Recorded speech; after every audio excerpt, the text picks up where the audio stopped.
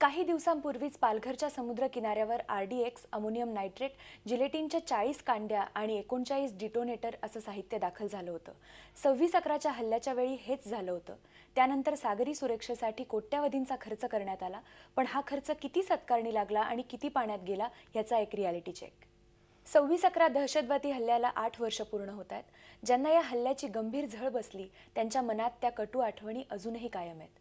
जिंदगी मिलेगी दोबारा या आमच्या विशेष कार्यक्रमात मारुती फड आणि साबिरा खान या दोघांनी त्या हल्ल्याचा अनुभव आमच्याशी शेअर केला. त्याचीच एक झलक पाहूया.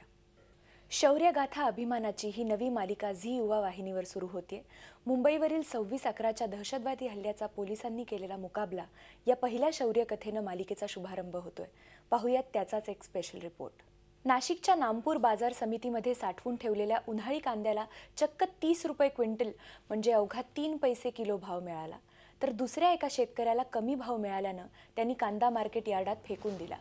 कमी भाव मिळाल्याने वाहतूक खर्च निघत नाही, कधी आडत तर कधी नोटबंदीच्या कारणावरून कृषी उत्पन्न समिती बंद राहिल्याचा फटका साठवून ठेवलेल्या उन्हाळी कांद्याला बसलाय.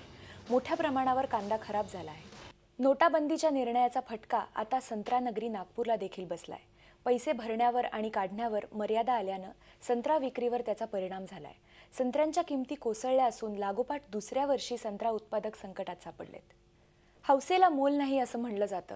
पिंपरीमधील वाहन चालकांचीही अशीच काहीशी भारी हौस आहे, ज्यासाठी ते लाखो रुपये खर्च करायलाही तयार आहेत. पाहूया. झी 24 तास रहा एक पाऊल पुढे.